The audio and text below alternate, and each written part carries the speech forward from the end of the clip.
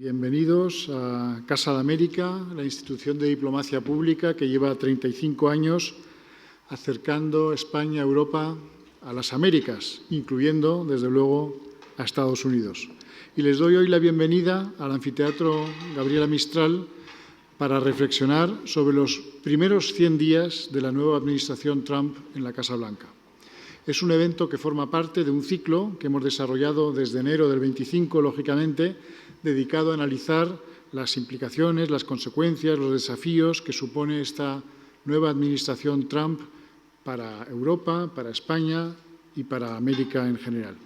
Y en este contexto hemos reunido hoy a un grupo excepcional de ponentes, corresponsales de diversos medios internacionales, quienes nos ofrecerán una visión profunda y cada uno desde su ángulo sobre las consecuencias de estos primeros 100 días a nivel global. La moderación estará a cargo de Charles Powell, director del Real Instituto del Cano. Bienvenido una vez más, querido Charles. Ana Bosch, famosa y muy reconocida periodista de Radio y Televisión Española, que aportará su mirada desde el contexto español y europeo. Mathieu Barthuy de Taillac, corresponsal de Le Figaro, cuya voz europea, francesa, nos ayudará a entender también el rumbo de las relaciones transatlánticas y quizás con el caso concreto de Francia.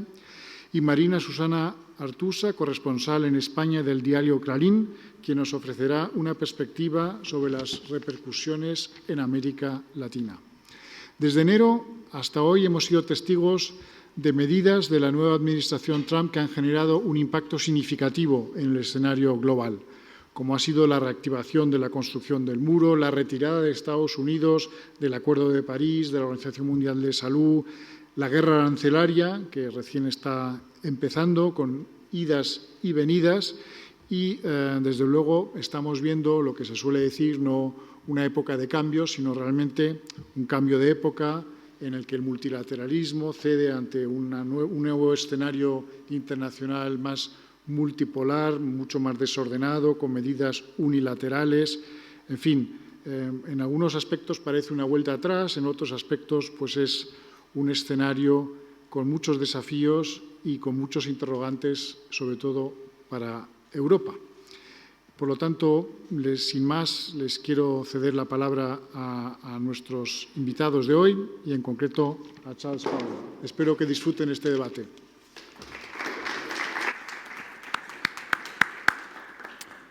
Muchísimas gracias, querido León, director de Casa América. Muchas gracias a Casa América por acogernos y muchísimas gracias a ustedes y, por supuesto, a nuestros tres ponentes, Ana, Mathieu, Marina. Muchísimas gracias por estar aquí hoy.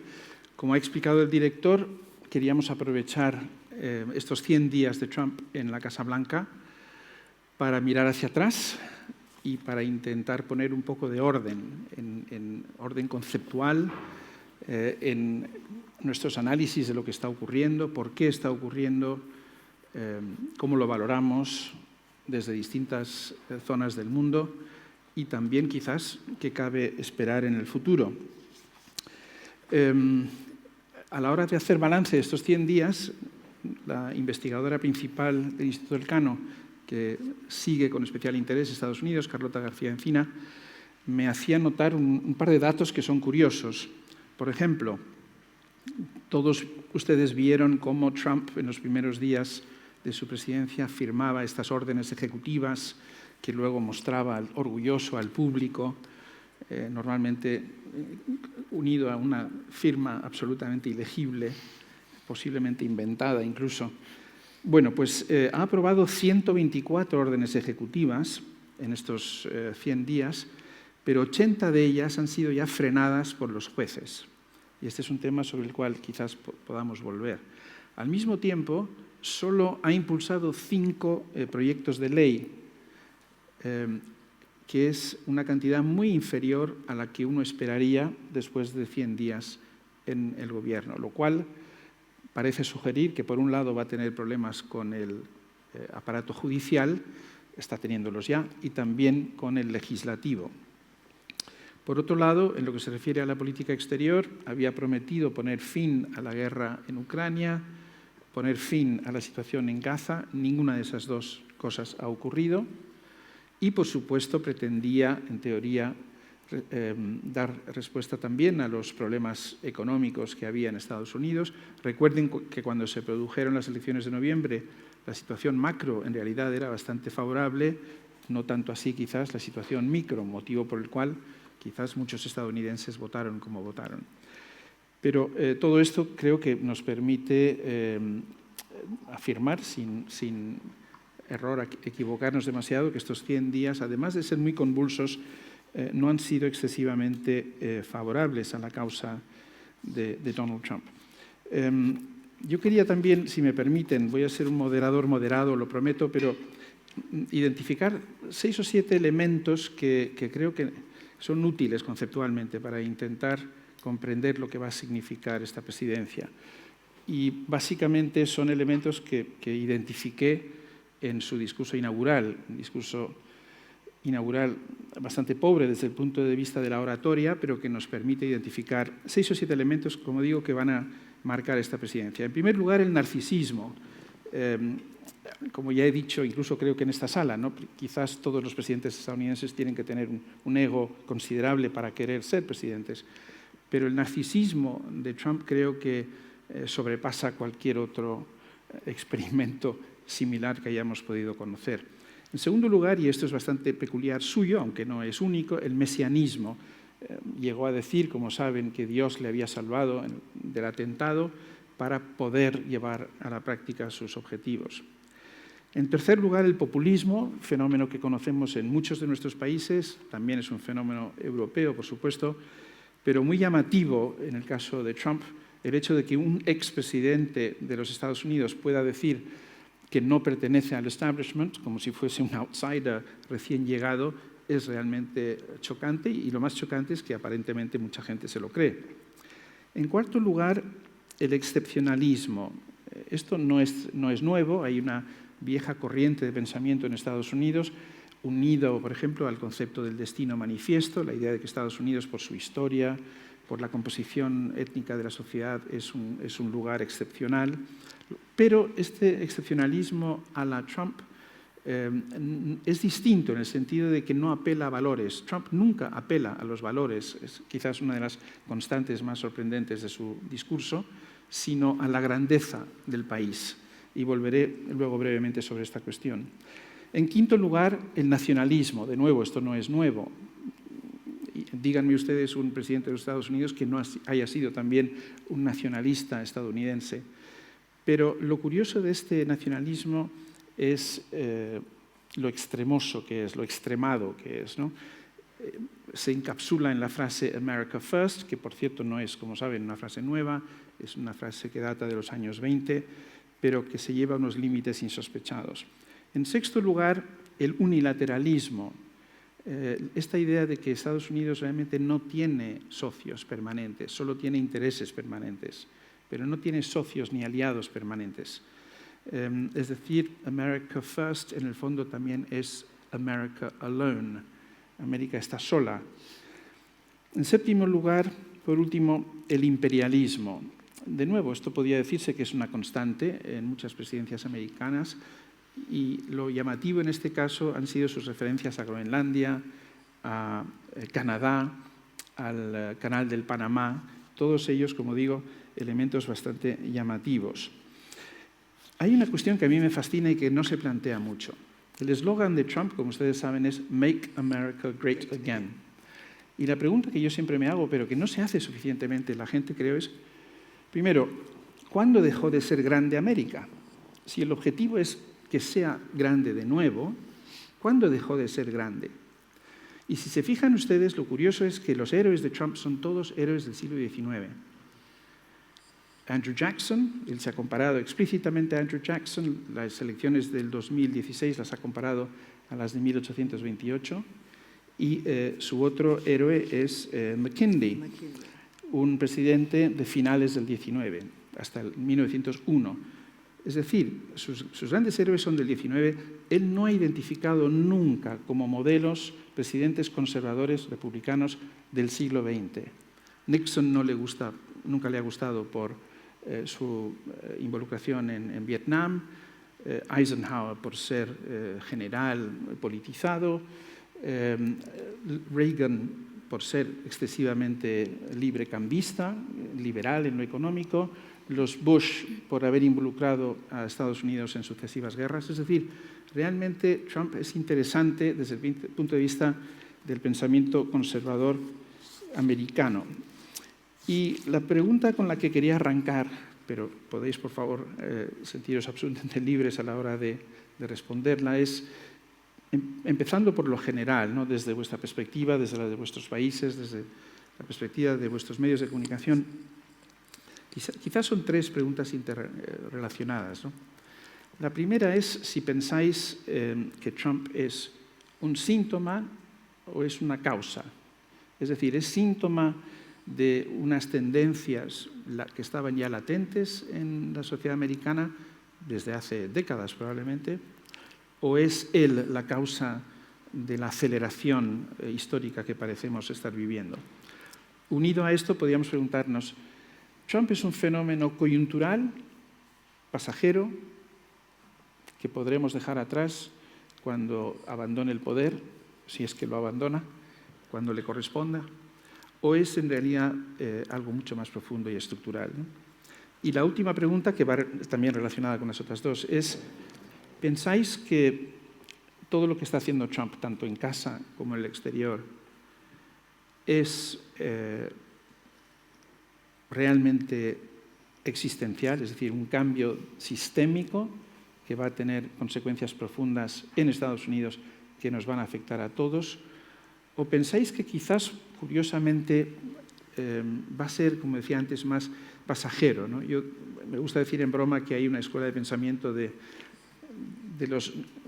a los que yo llamo los no será para tantistas, ¿no? La gente que dice, no será para tanto. Bueno, hay como dos grandes escuelas, ¿no? No será para tanto o realmente estamos ante un cambio profundo sistémico. Bueno, lo dejo aquí simplemente para animaros a reaccionar. Ana, cuando quieras. Buenas tardes. Bueno, pues, hola, muy buenas tardes. Gracias, una, a la Casa de América por invitarme a formar parte de esta conversación y dos, por supuesto, a los asistentes.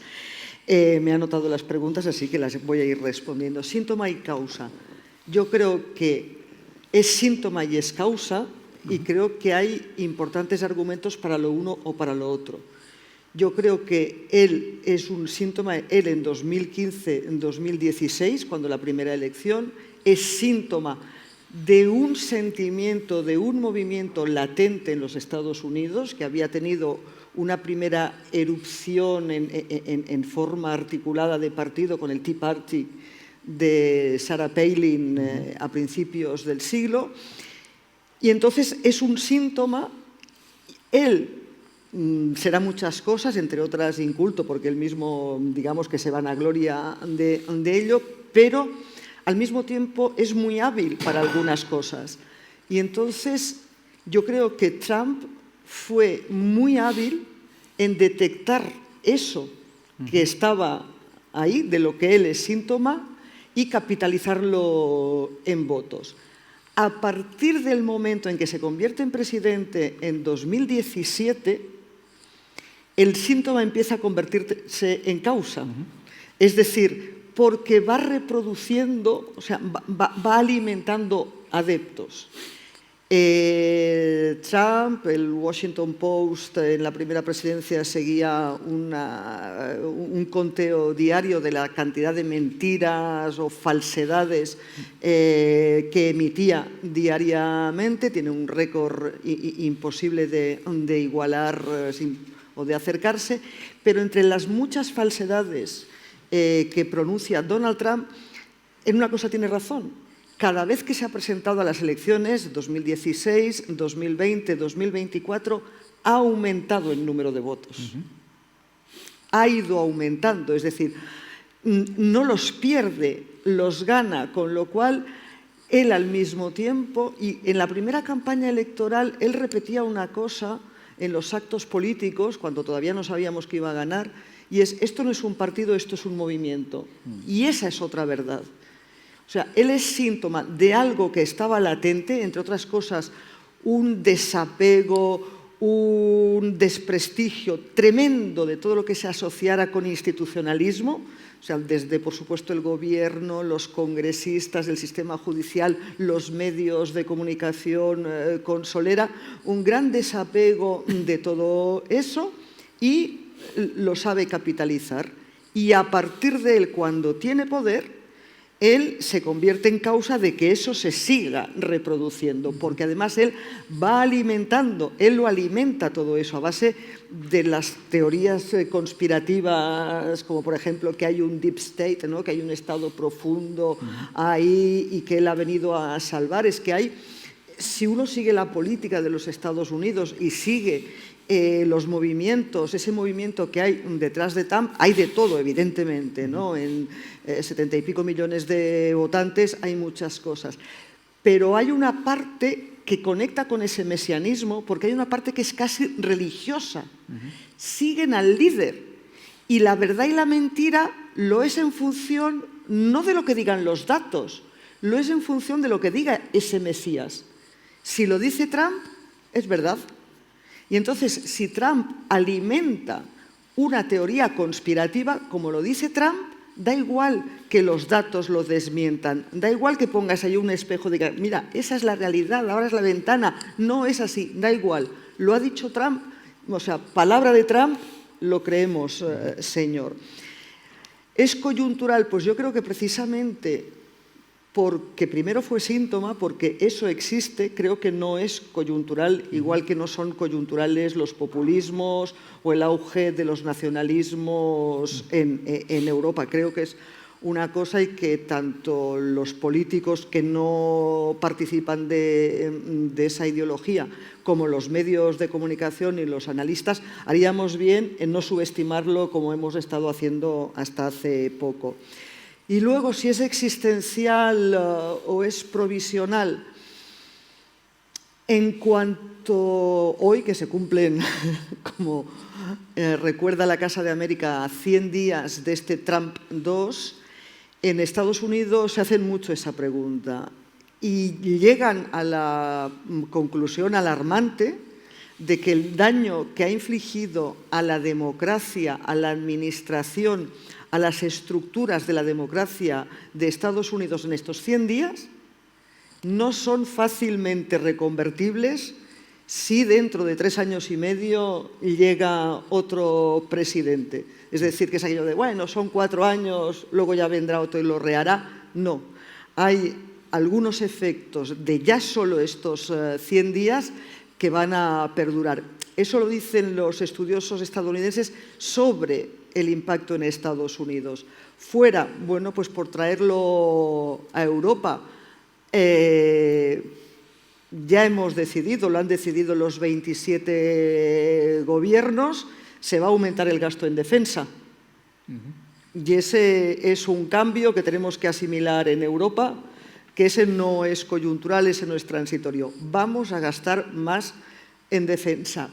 ¿De dónde salga ese dinero y cómo se invierta, que se considere que es invertir en defensa? Esa es nuestra responsabilidad, la de nuestros gobiernos y nuestras sociedades.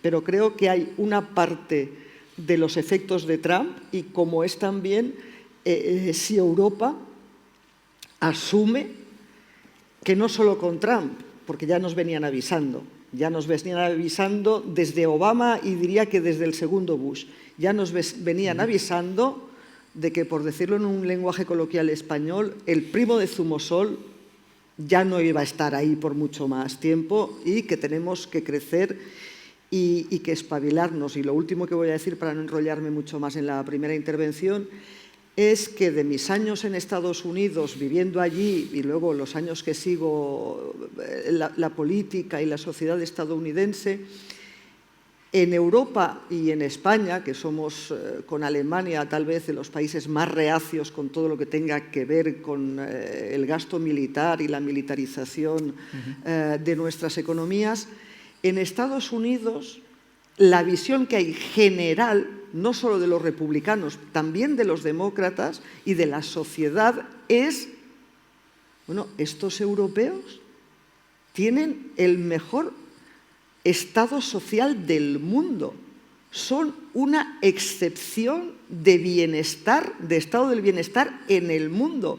No hay ningún otro país del mundo donde un ciudadano tenga los derechos que tiene en la Unión Europea, la cantidad de vacaciones que tienen en la Unión Europea, los privilegios de jubilación que tienen, la cobertura sanitaria, tienen derecho incluso de paternidad, no ya de maternidad, de paternidad. Y dicen, claro, todo eso se lo pueden permitir porque nosotros nos hemos encargado de la defensa. Que se pongan las pilas, empiecen a gastar en su propia defensa y luego, si les queda dinero, que lo inviertan en su famoso estado del bienestar. Y esa es una visión sobre todo de los republicanos, pero también de los demócratas. Pues muy bien, muchas gracias. Efectivamente, creo que es importante subrayar las continuidades, ¿no? Y no solamente entre Trump 2.0 y Trump 1.0, sino también con Biden e incluso con Obama, ¿no? Realmente algunas de estas tendencias ya estaban, ya se habían evidenciado. Mathieu, desde tu atalaya, ahora en España, pero trabajando para Le Figaro, bueno, tenéis un presidente francés que es una gran figura internacional, como hemos visto incluso durante el funeral del Papa Francisco.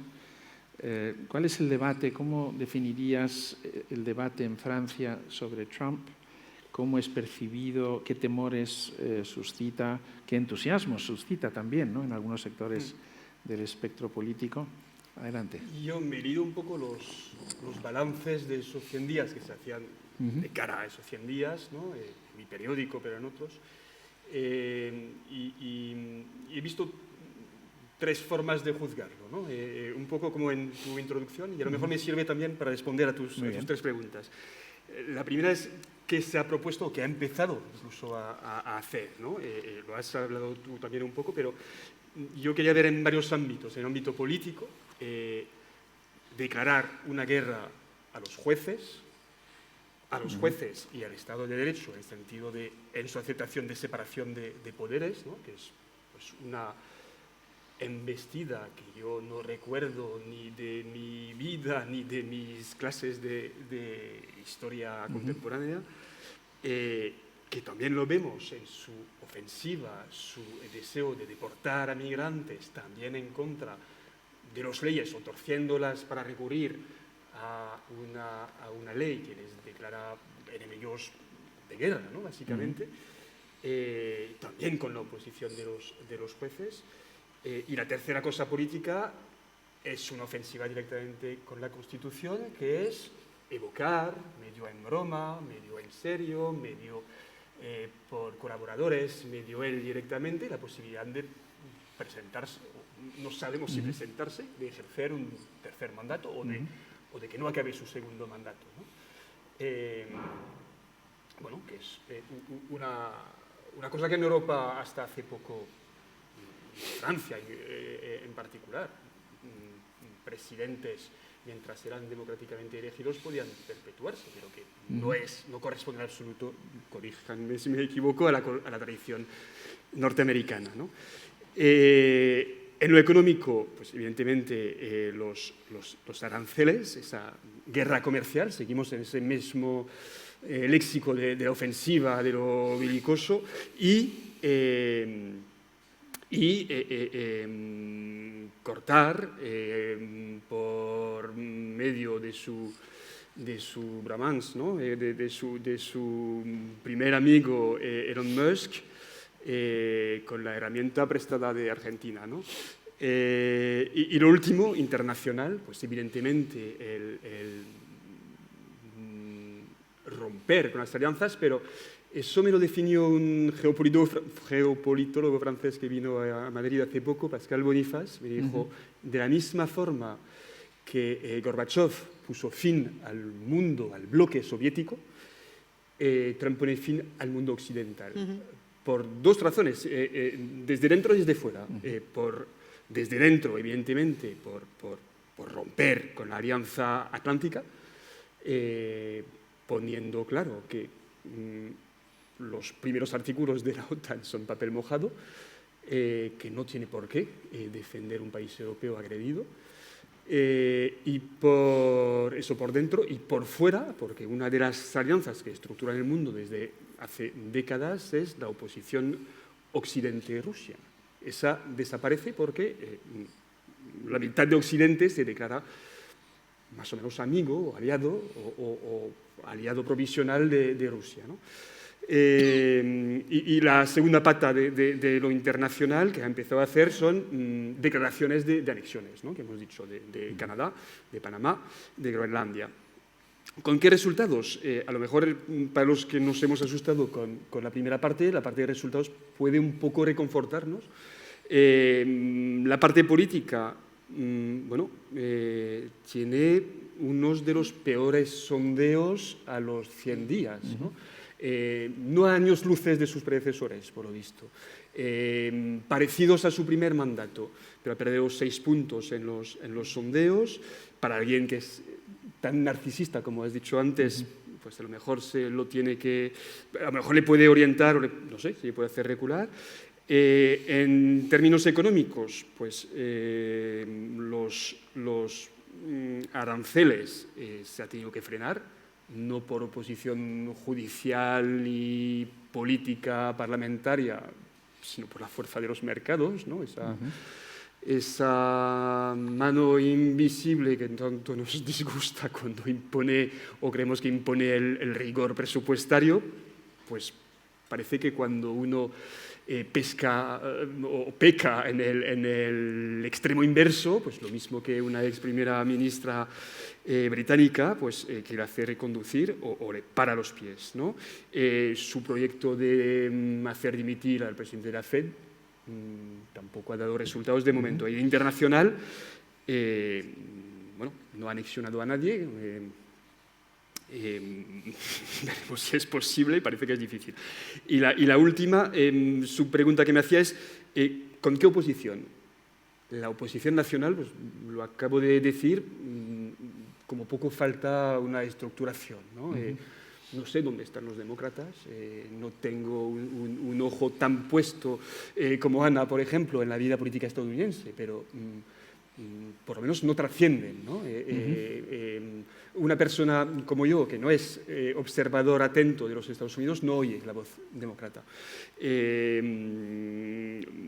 Y falta también la parte más social, que sí que oímos que hay manifestaciones, pero ¿cómo se puede estructurar, ¿no? Y la parte internacional, pues me hablabas antes de Macron, pues parece que cada uno va con su forma de ser y de estar a la Casa Blanca, y también para hacerse notar en su propio país, ¿no? Sacar réditos políticos internos, que no me gusta la palabra doméstico, un anglicismo que no entiendo que en francés y en español la usemos, ¿no? Pero no creo que lo que quiera Macron es que le vean bien en su domus, en su casa por su esposa, ¿no?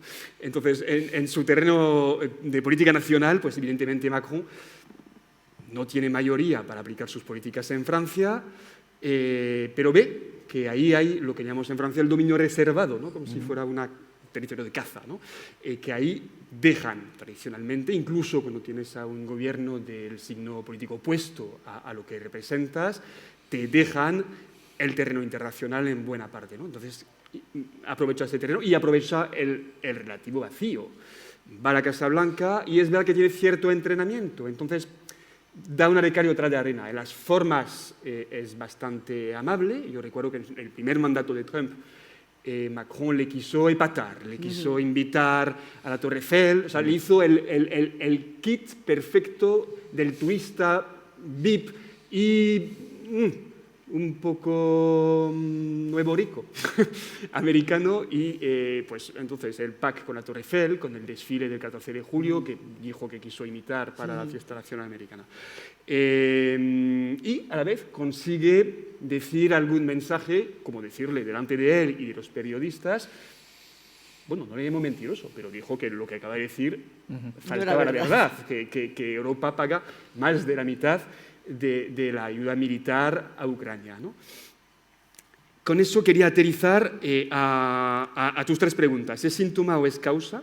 Estoy muy de acuerdo con Ana. Yo lo digo con otras palabras, pero son básicamente lo mismo. Es lo mismo que se dice de las religiones con un ojo crítico-científico, que son sectas que han funcionado, a las que les ha ido bien. Yo creo que en este caso síntoma o causa, una cosa es un síntoma que ha funcionado bien. Es decir, Trump, asesorado con algunas personas en su primer mandato, con otras en su segundo, con Bannon en la primera, que ya es medio ausente en el segundo, ha sabido captar algo que existe en la sociedad norteamericana, pero que existe en todas partes. Y es síntoma, porque es un síntoma que no solo existe en Estados Unidos, que todas las formaciones populistas, bueno, más de extrema derecha que de lo que en francés llamamos izquierda radical, que aquí los de Podemos se enfadan cuando digo eso, pero es que en Francia se reclaman de izquierda radical los aliados de Podemos en Francia, por ejemplo. Bueno, esa izquierda más izquierda, con tintes populistas hasta asumidos, todos, su auge es un síntoma. Yo creo que se convierte en causa cuando llegas al poder. Cuando has sabido captar ese síntoma, hacerlo tuyo y que ya la adhesión te transforma. Y es, creo, lo que está pasando con Trump. Coyuntural o estructural, yo creo que podríamos hacer una tabla y cada ítem de los que hemos analizado antes los ponemos en esa tabla. Solo cojo uno, aranceles. Coyuntural, seguramente esas tablas absurdas que ha presentado calculando con una división igual de absurda del déficit comercial, ¿no? Estructural hay algo. No es el primero que habla de proteccionismo. Se habla desde la izquierda, se habla desde el ecologismo. No tiene por qué ser el libre comercio internacional una cosa estructural. O sea, nació con más o menos con el GATT, bueno, la última mundialización nació con el GATT, con la OMC después, y puede que desaparezca, o puede que se matice. Pero a lo mejor no hay que hacerlo con unos cálculos absurdos de Trump, sino que un ecologista te diría que con criterios de huella de carbono, un sindicalista te diría que con los costes laborales escondidos para evitar el dumping. Bueno, y la última pregunta de pasajero o existencial. Para diferenciarlo de la anterior, he pensado que a lo mejor podríamos poner los hechos en lo pasajero. Y tengo un ejemplo que no es estadounidense, que es el del Brexit. El hecho del Brexit, la palabra del Brexit es existencial. O sea, no creo que Reino Unido vuelva a ser socio formal de la Unión Europea. La cooperación de Reino Unido con el resto de Europa, lo estamos viendo en el terreno militar, esa su ruptura fue coyuntural. Están volviendo y va a volver más a una alianza militar de Francia, Reino Unido, Alemania, gastando los que más, con 2 bombas atómicas. Probablemente Reino Unido volverá más que otros países de la misma importancia que sí son socios de la Unión Europea. Si me apuras con España, porque, bueno, por elección propia de España, no lo ve como una prioridad tan clara. Bueno, es una forma de responder y de no responder, ¿no? Hago casillas y entonces creo que cada uno se puede poner y se puede matizar las respuestas en cada parte de la tabla. Muchísimas gracias. Marina, tú representas en Madrid al periódico Clarín, el diario El Clarín, es el medio de comunicación probablemente más conocido de la Argentina en España, y habrás seguido con mucho interés la curiosa relación entre Javier Milei, vuestro querido presidente, y Donald Trump, pero también el impacto que está teniendo Trump en América Latina, región por la cual, así en principio, parecería que no siente una gran simpatía, que no conoce en absoluto probablemente. No creo que haya ido a jugar al golf tampoco en América Latina. ¿Qué crees tú que está ocurriendo ahí? ¿Cómo se ha producido esta relación entre Milei y Trump? ¿Es contradictoria? ¿Es natural? Y en general, háblanos un poco también sobre la región.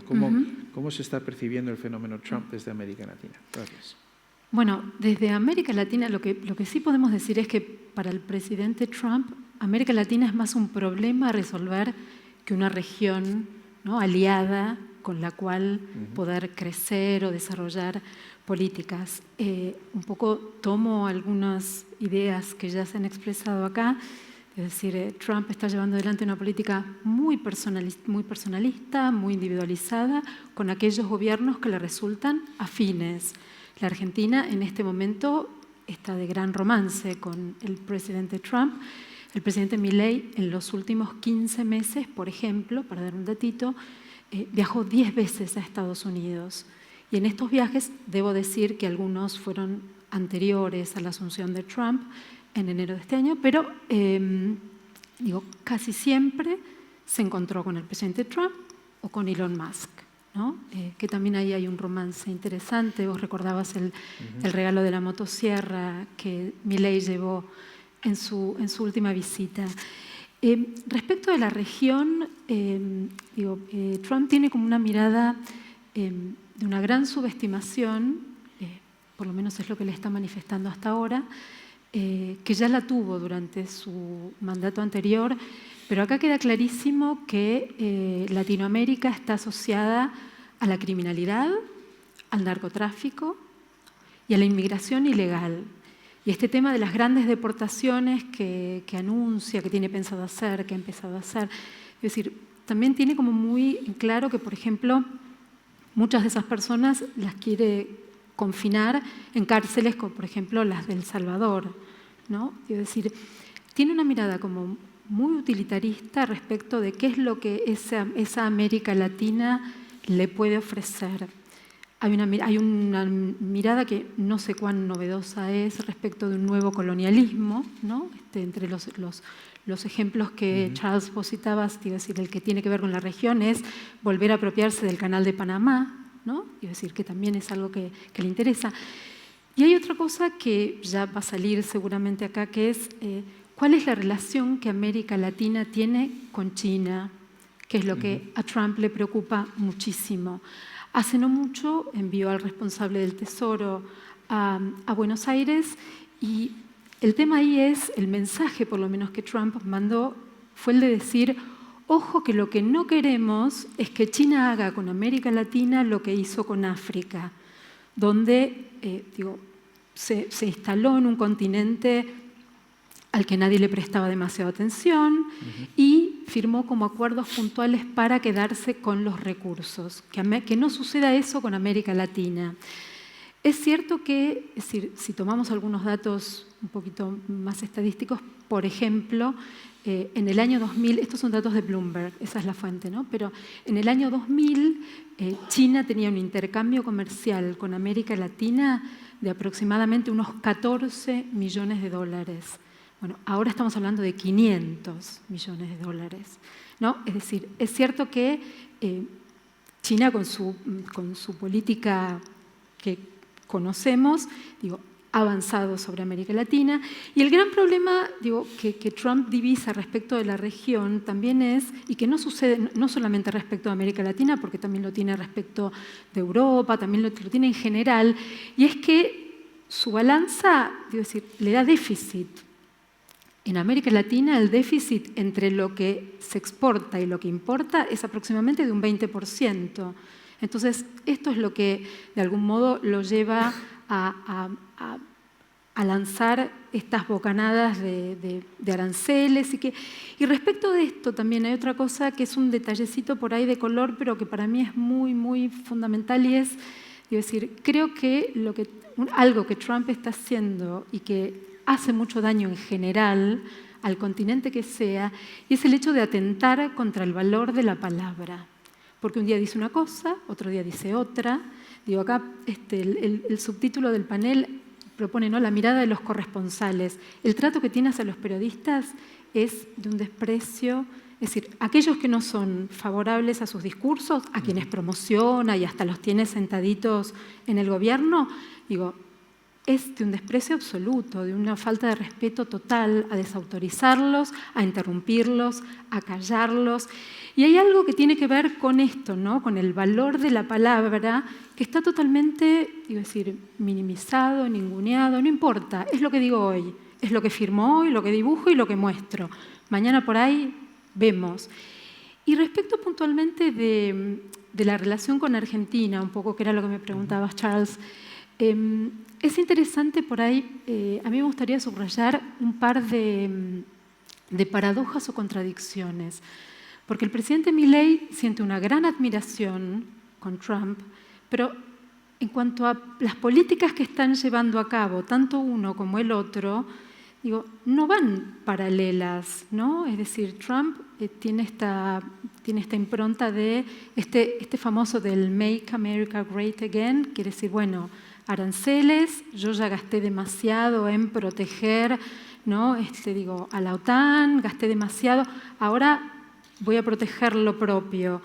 Es todo lo contrario de lo que propone el presidente Milei. El presidente Milei se define como un liberal, libertario, anarcocapitalista, donde él dice que Argentina, que el mal endémico que tiene Argentina, tiene que ver con que no se abrieron los mercados como él pretende hacer, porque en su teoría esta libertad de mercado lo que va a hacer es, va a bajar los precios por la gran competencia que va a haber. Y por otro lado, otra cosa también interesante y paradójica es precisamente que Estados Unidos y Argentina y muchos países de Latinoamérica venden al resto del mundo más o menos los mismos productos. Estamos hablando de trigo, estamos hablando de soja. Por ejemplo, soja. Ya está contemplado que en el tercer trimestre de este año China, es decir, la soja que le compraba a Estados Unidos y que ahora no le va a comprar, se la va a comprar a Brasil, a Argentina y a Uruguay. Ya está estipulado que van a llegar a China 30 millones de toneladas en el segundo trimestre del año. Entonces, ¿qué pasa con esta relación de adoración que tiene el presidente Milei con Trump? Trump, que lo mira con cariño porque dice, si yo le gusto, él me gusta, ¿no? Porque es un poco eso, ¿no? Y como las siglas coinciden, el MAGA también sirve para Make Argentina Great Again.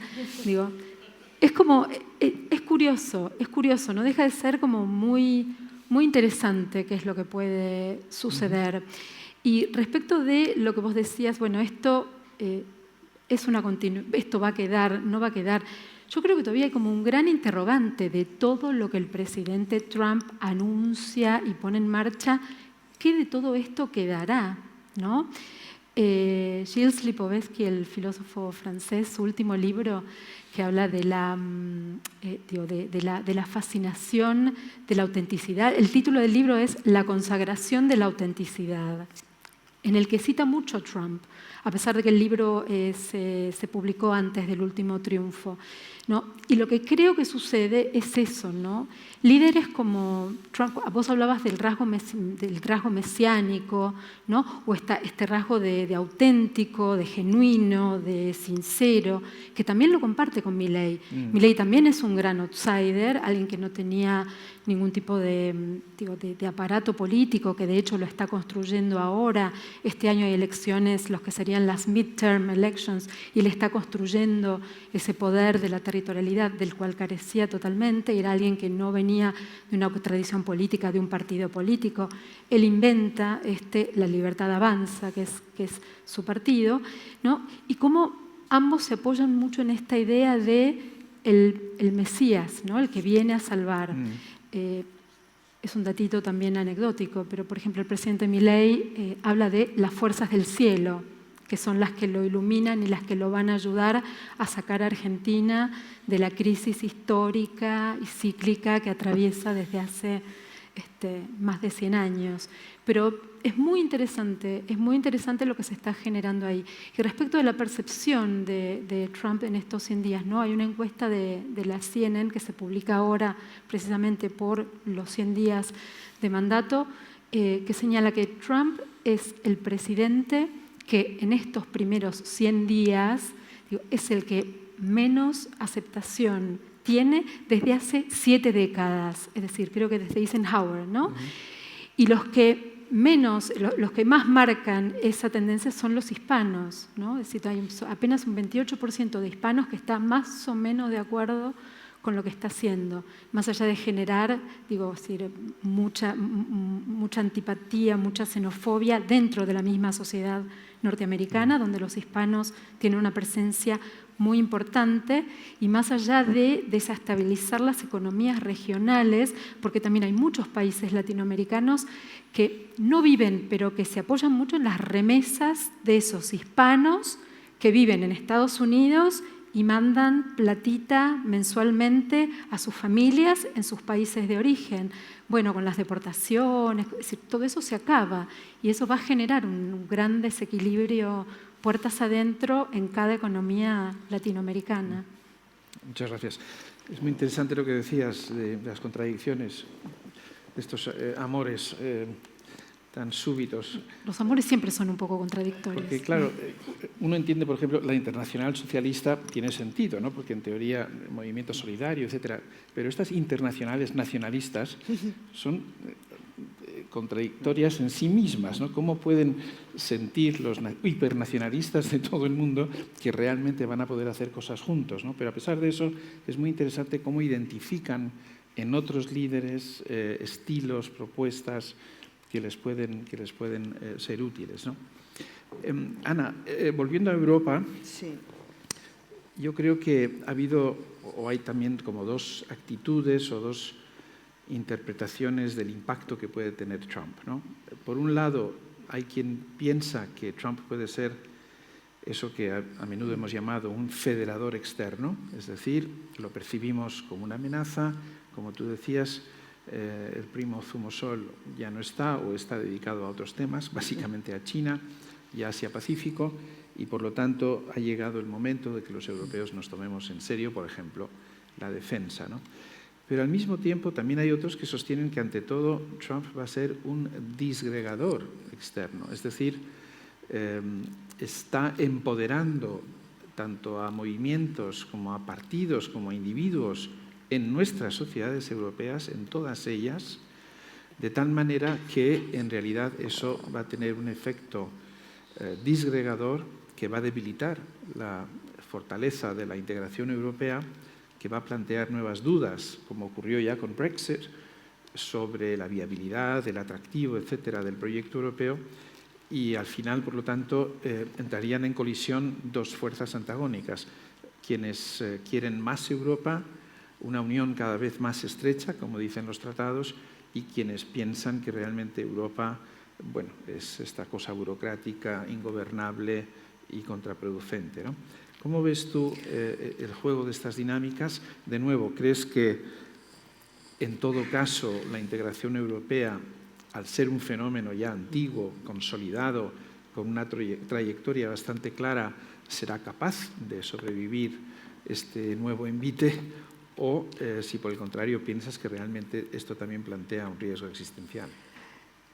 Creo que a corto plazo el efecto de Trump en la Unión Europea, estas dos opciones no son excluyentes a corto plazo. La semana pasada, hace hoy exactamente la semana, coincidí por casualidad con Enrico Letta, el ex primer ministro italiano, autor de un dossier, de un estudio sobre justamente qué necesita Europa, qué tiene que hacer Europa para avanzar como bloque, y le hice esta pregunta y él me dijo, yo soy optimista. Sí.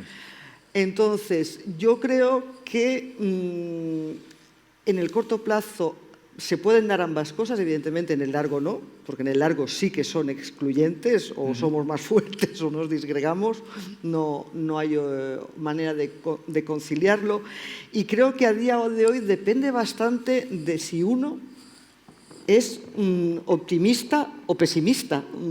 Creo que en aquello de sostener que la Unión Europea, esa máxima de que con cada crisis la Unión Europea avanza, que puede tener algo de acto de fe, pero creo que hay una corriente, por ejemplo, lo acabo de mencionar, Enrico Letta, que dice eso, ¿no?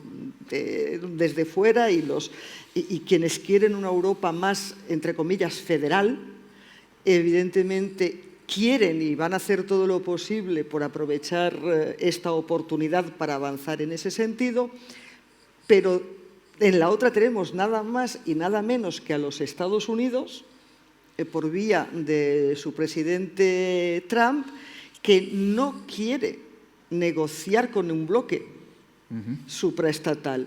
Él quiere relaciones bilaterales y, a ser posible, relaciones bilaterales con grandes, ¿no? Tú lo mencionabas antes cuando hablabas del excepcionalismo y voy a volver a eso. Entonces, Claro, y en eso sintoniza con Vladimir Putin. Es decir, yo no quiero hablar con la Unión Europea. Mi interlocutor no es Ursula von der Leyen, mi interlocutor no es Antón Costas, mi interlocutor no es Bruselas. Mi interlocutor es Macron, Meloni y un dato. Yo que me he seguido la campaña electoral y muchos discursos de Donald Trump, cuando menciona el líder que más menciona y que además él dice que es el líder más respetado de Europa, no por él, sino según él en general, es Viktor Orbán, que es el caballo de Troya que tenemos en la Unión Europea. Con eso está todo dicho. Es decir, el líder que él dice en público que más respeta y el que es el gran líder de la Unión Europea es Viktor Orbán, que fundamentalmente es un líder anti la filosofía y metafísicamente, por así decirlo, anti-Unión Europea. Con lo cual, él va a intentar disgregarnos para gozo de su amigo Vladimir Putin, y en la Unión Europea aquellos gobernantes que quieren una Europa más unida, como bloque, más fuerte como bloque, lo van a intentar, y ahí van a jugar también mucho las elecciones de dentro de 2 años en Francia, por aquello que decía Mathieu, que la política exterior es competencia fundamentalmente del presidente o presidenta. Vamos a ver cómo se juega, y ahí quien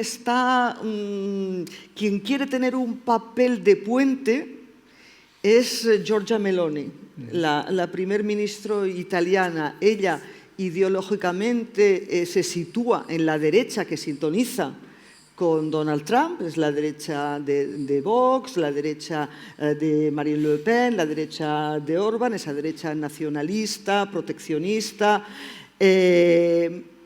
Sintoniza con Trump, pero al mismo tiempo ella ha hecho una apuesta muy importante para que se la acepte en la Unión Europea, para que no se la estigmatice como a Viktor Orbán, por ejemplo, como un líder antieuropeo, con lo cual no se oirá a Meloni, desde que es primera ministra, hablar de la Unión Europea como, por ejemplo, hace Marine Le Pen.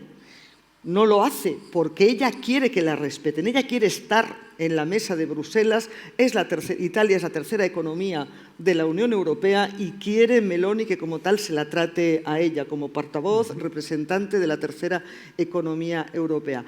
Y en ese sentido está un poco incómoda, porque el 24 de febrero de 2022, cuando Putin invade Ucrania, Meloni, como toda esa derecha ultranacionalista o extrema derecha o derecha radical, que se le llame como quieran, no me voy a pelear, europea, tiene rápidamente que decir si lo condena o no lo condena. Rápidamente Meloni lo condena y se pone del lado de Ucrania. Y aquí es donde retomo tu punto sobre el excepcionalismo y lo que tú has dicho de que Donald Trump no apela a los valores. El momento Gorbachev, por tomar la cita que ha mencionado Mathieu, el momento para mí en que Donald Trump rompe el bloque occidental es el momento en que coge el teléfono y llama a Vladimir Putin para hablar de cómo solucionar lo de Ucrania, y llama a Putin, al invasor, antes que al invadido, la víctima, o antes que a sus socios de los últimos, como mínimo, 80 años, que lo vamos a celebrar la semana que viene, el viernes que viene, 80 años que son los europeos. Entonces, ese momento en que Trump, saca a Vladimir Putin del ostracismo, en que empezando por los Estados Unidos lo habíamos condenado por haber invadido un país. Lo saca del ostracismo y además le da rango prioritario sobre todos los demás, sobre los socios que hasta el día anterior eran socios de los Estados Unidos. Ese es el momento en que lo rompe. Luego eso se visualiza, porque de la conversación no hay imágenes, pero eso se visualiza para pasmo de todo el que lo viera en la visita de Zelensky al despacho Oval, cuando el presidente Trump y su vicepresidente, J.D. Vance, se dedican a echarle una bronca, a insultarlo y no muestran ni la menor empatía, no ya política, sino la menor empatía humana, personal, frente a alguien con el que puedes discrepar mucho de su trayectoria, de cómo lleva su liderazgo, de las medidas que ha tomado en Ucrania, puedes discrepar mucho, pero hay un hecho objetivo, y es que fue Rusia quien invadió Ucrania y no al revés, a pesar de lo que diga Trump, y dos, que es alguien que lleva más de 3 años aguantando esa invasión, alguien que no huyó, porque ahora nos parece, hemos asumido que Zelensky se ha quedado, pero el 24 de febrero del 2022, la apuesta del 99,9% de todos los analistas y todos los observadores es que, igual que sus antecesores, cogería un avión y saldría por piernas de Ucrania, y Zelensky se quedó. Entonces, ni siquiera esa empatía humana. ¿Y por qué voy al excepcionalismo? Porque otra de las cosas que, desde el punto de vista de proyección internacional y de visión internacional, Trump nos ha enseñado en estos 100 días, es que él no solo no apela a los valores, porque no dice que va a apoyar a Ucrania. Ojo, no dice que va a apoyar a Ucrania porque es un país invadido, porque hay que estar contra el invasor. No, no. Él dice que va a apoyar a Ucrania siempre y cuando saque tajada económica de ahí. Si no, no. Es decir, yo de apoyarte, ¿qué me llevo? ¿Valores? ¿Qué valores? Ninguno. ¿A quién sí le ha echado piropos y con quién sí ha apelado a valores? Con Vladimir Putin, que elogia el valor del ejército rojo, los millones de muertos para salvar Europa del fascismo, la grandeza histórica de Rusia desde época inmemorial. ¿Qué nos está diciendo? Nos está diciendo que él concibe que esto del mundo y de la política internacional es entre grandes potencias, ¿no? Entre los mayores. Como las cenas, las comidas de Navidad, que está la mesa de los mayores y la mesa de los niños. Pues en la mesa de los mayores estamos Rusia, los Estados Unidos, y no nos queda más remedio ahora que admitir a China. Probablemente tengan que admitir también a India dentro de no mucho, ¿no? Entonces, y bueno, y los otros, pues que apechuguen con lo que nosotros decidamos. Entonces, enlazo con eso del excepcionalismo porque él reconoce también el excepcionalismo de Rusia. Por encima del derecho de un país a ser soberano y no ser invadido, como es el caso de Ucrania, o por encima del respeto a sus socios de 80 años, que somos los europeos. Yo me pregunto, de hecho, si quizás Occidente ha dejado realmente de ser un concepto geopolítico, ya no existe el Occidente geopolítico, quizás exista como concepto civilizacional, ¿no? Basado en la antigua Roma, en Grecia, etcétera, pero quizás no ya como un concepto geopolítico. Mathieu, ayúdanos a entender un poco mejor a tu país. Francia ha tenido siempre una relación especial con Estados Unidos, especial pero complicada. Por ejemplo, la actitud de Francia hacia la OTAN es conocida. Francia siempre tuvo dudas desde De Gaulle, ¿no? O incluso antes, tuvo dudas sobre la conveniencia de una alianza atlántica tan sólida y tan permanente. Al mismo tiempo, Francia ha creído siempre en algún tipo de defensa europea. Por otro lado, Francia es la única potencia nuclear que hay en la Unión y eso la hace también especial. ¿Cómo es el debate francés sobre el futuro de la relación transatlántica? Porque en otras partes de Europa hay tensión, ¿no?, entre quienes piensan esto ya se acabó, tenemos que olvidarnos de Estados Unidos, fue bonito mientras duró y ahora nos toca a nosotros, los europeos, desarrollar eso que normalmente llamamos autonomía estratégica, a unas sabiendas de que la posibilidad de hacerlo sin Estados Unidos es compleja, ¿no? Desde el punto de vista de la ausencia de un paraguas nuclear, por ejemplo, desde el punto de vista del centro de mando y control, todo eso tardaría 5 años probablemente por lo menos, si no más, en desarrollarse. Por lo tanto, hay quienes dicen, se acabó, vamos a hacer algo nuevo, y hay otros países, Alemania sobre todo, desde luego los bálticos, desde luego Polonia, a los cuales les genera terror, pánico, la idea de que Estados Unidos nos dé la espalda para siempre para concentrarse fundamentalmente en su rivalidad sistémica con China. ¿Cómo se sitúa Francia en ese debate y qué visión tienes o qué percepción tienes tú de cómo está la opinión pública francesa en este ámbito? Creo que hay una tentación en Francia de usar un argumento que a mí me parece un poco tóxico cuando se aplica, por ejemplo, a una relación de pareja o de amigos, que es el «te lo dije». Y hay algo así en Francia, sobre la autonomía estratégica. Porque es verdad que hay una continuidad en la política exterior francesa que a lo mejor rompe un poco Macron. Pero desde De Gaulle, pasando por los presidentes que han dejado más huella, aunque sea por tiempo, De Gaulle y Chirac en la derecha, Mitterrand en la izquierda, de casi no alineamiento, ¿no? Sabemos cuál es nuestro aliado fundamental, lo tenía claro De Gaulle con la crisis de los misiles, lo tuvo claro Mitterrand diciendo que los misiles, que los pacifistas estaban en el oeste y los misiles en el este, pero no somos ni el caballo de Troya de Estados Unidos, que se lo dejamos a otro, pero el propio hecho de usar esa expresión quiere decir que si hay un caballo de Troya, quiere decir que hay un enemigo que lo está introduciendo, ¿no?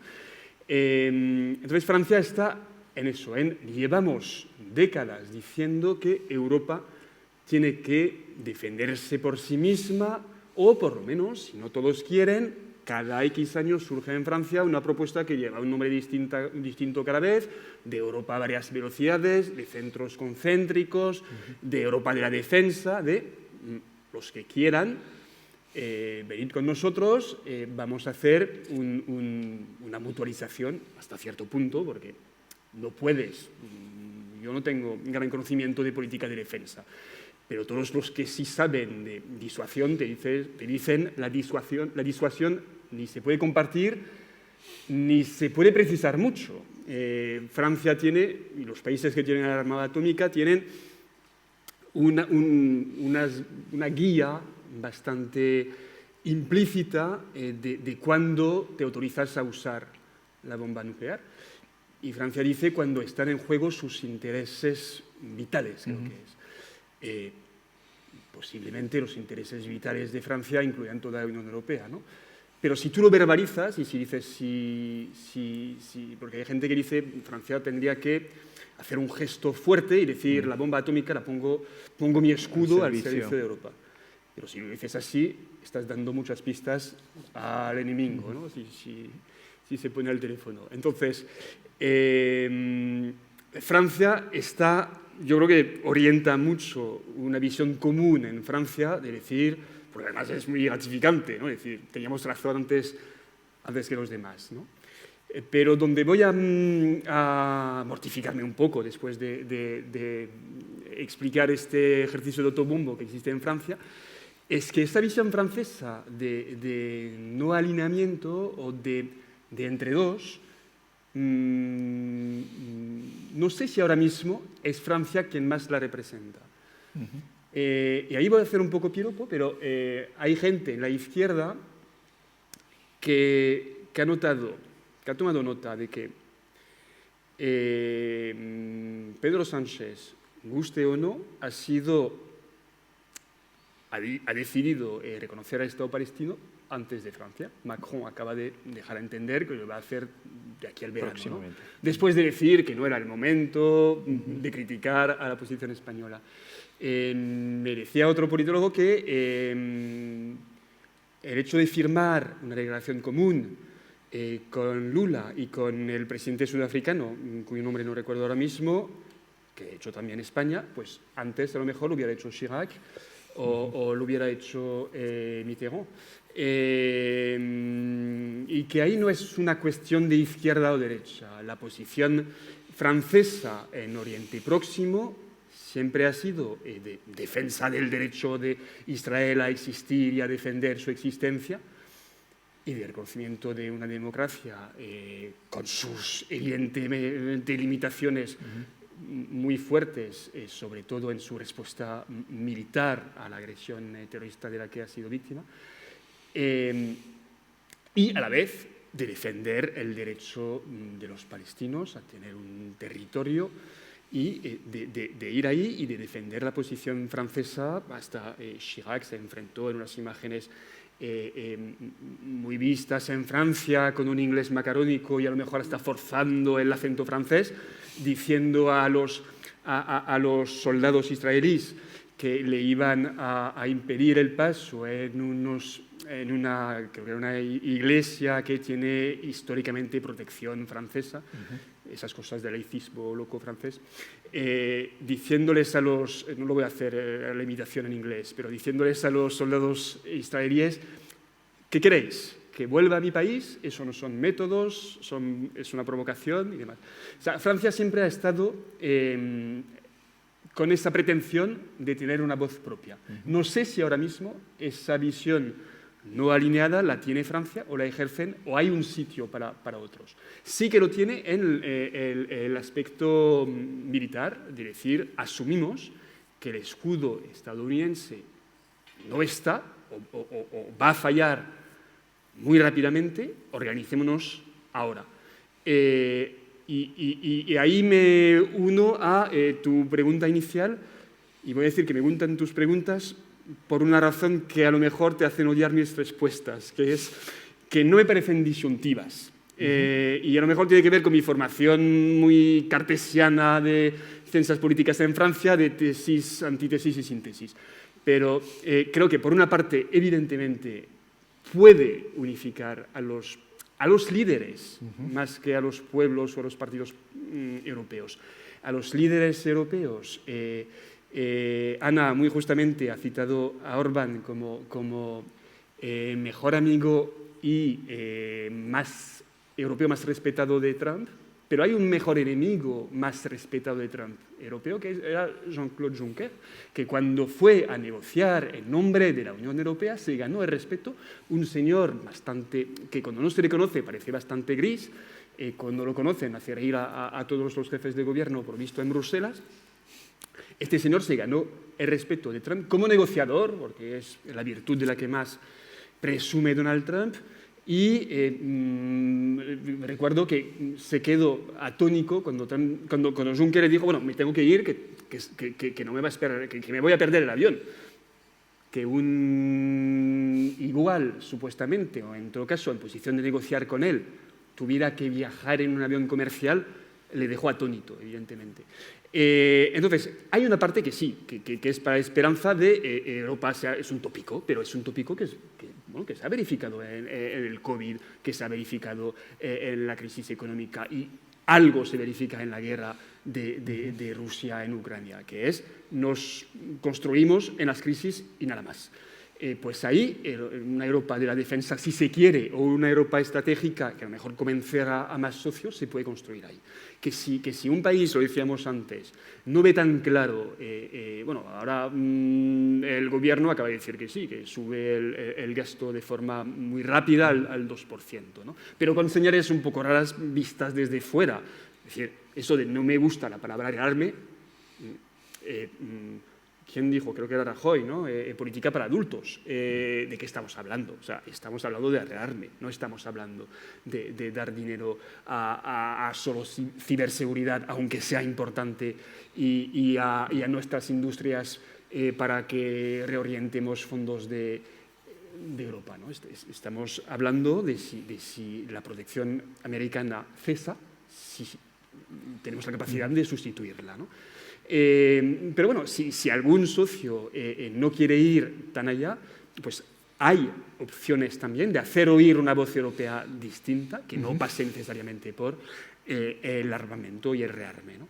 Factores de división también, evidentemente. Antes hablábamos de la extrema derecha que se siente y se define como de la familia de Trump. Se ha reunido hace un mes, creo, en Madrid, y había discursos muy distintos, o sea, desde Orbán a Le Pen. Le Pen, me va a sonar raro a mí oírme decir que parecía centrista al lado de Orbán, por ejemplo, pero que parecía menos exaltada, ¿no? Y en temas de sociedad, pues evidentemente, pues una mujer divorciada parece menos ultraconservadora o reaccionaria que un señor que ha declarado la guerra a lo que él llama la propaganda, pero que parece directamente ser la forma de vivir de gente que tiene opciones sexuales que son relativamente minoritarias y que no son las suyas, ¿no? Entonces tienen evidentemente muchas diferencias, aparte de la primera que habéis evocado, que es el nacionalismo de cada uno, ¿no? El nacionalismo de uno es incompatible con el nacionalismo de otro, pero se encuentran en, ostras, este señor ha ganado elecciones, nosotros queremos ir por ahí, ¿no? Que a lo mejor no le va a ganar siguiendo esa vía la señora Le Pen, porque ese nivel de populismo no lo consigue. Ella lleva 5 o 10 años con lo que llamamos en Francia la estrategia de la corbata, que no es eso lo que ha funcionado en Estados Unidos, aunque Trump siempre ha llevado corbata. Es un discurso antielitista de uno de los señores más elitistas de Estados Unidos, ¿no? Entonces, la división la va a haber porque van cebando esos movimientos. Los van cebando también con, y voy a citar otra entrevista a otro politólogo francés que se llama David Collomb, que publicó un libro que se llama La guerra de la información, con datos muy preocupantes, muy alarmantes sobre cómo potencias extranjeras intentan destabilizar, en el caso que más ha estudiado, Europa, países europeos, a base de manipulación, jugando con la economía de los medios, usando a los periodistas y a sus estructuras como instrumentos de la manipulación. Es decir, que nosotros creemos como periodistas que cuando vamos a proponer un tema sobre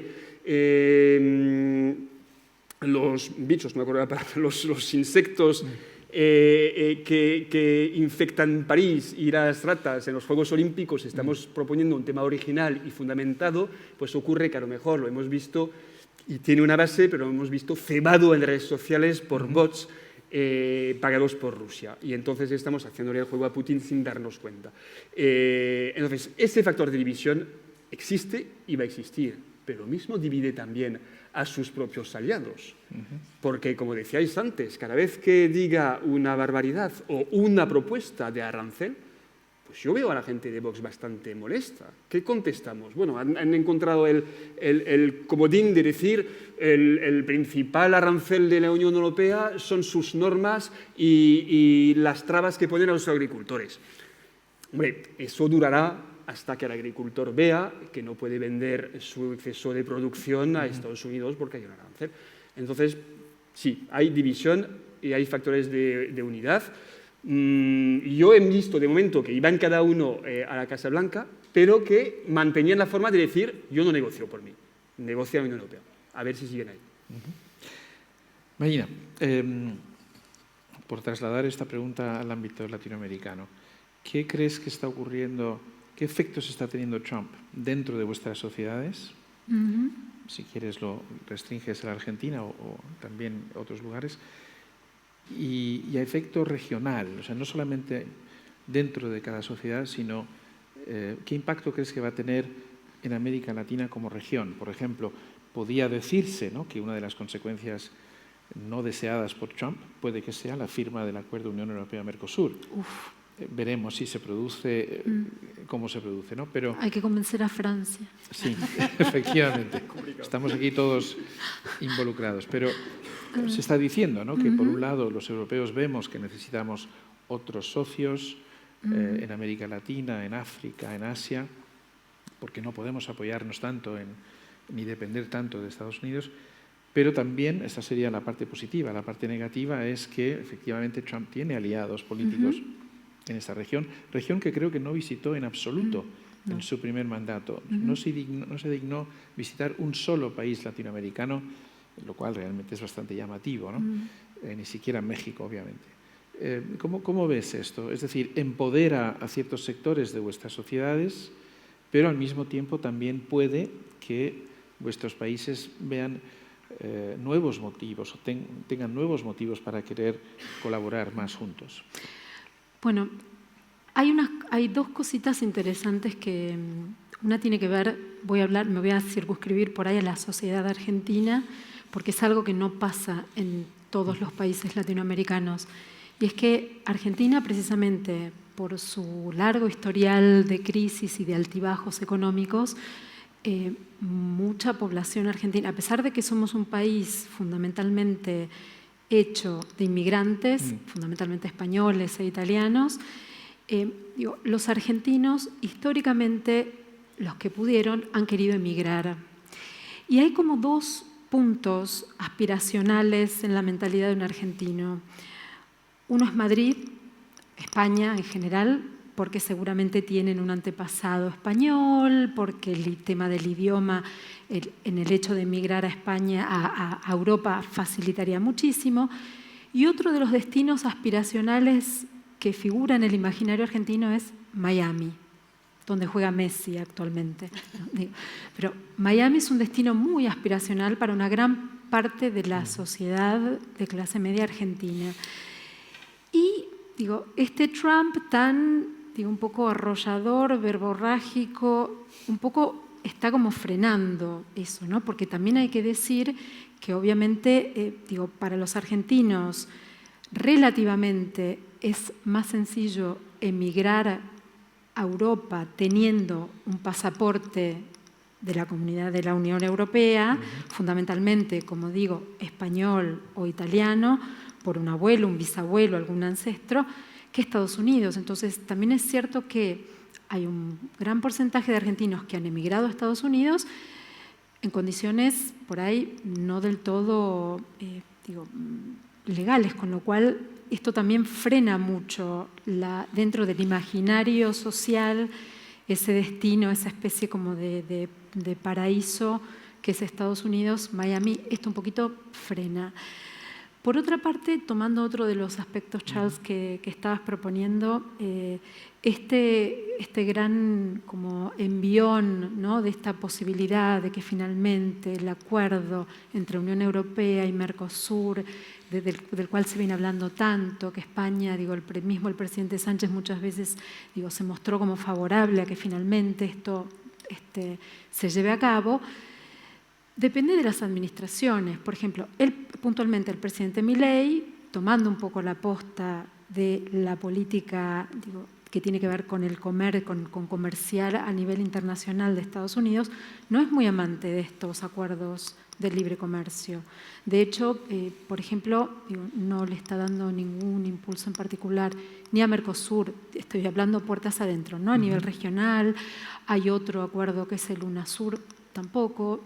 Son temas que no están en la agenda, no son prioritarios en la agenda del presidente. El mismo presidente Trump dijo que él iba a revisar un poco el acuerdo de libre comercio que él tiene con Centroamérica, ¿no? Hablaron en uno de estos encuentros, hablaron de la posibilidad de crear un acuerdo de libre comercio entre Argentina y Estados Unidos, pero estas cosas llevan años, sí, ¿no? Lo más probable es que se agote el mandato de ambos.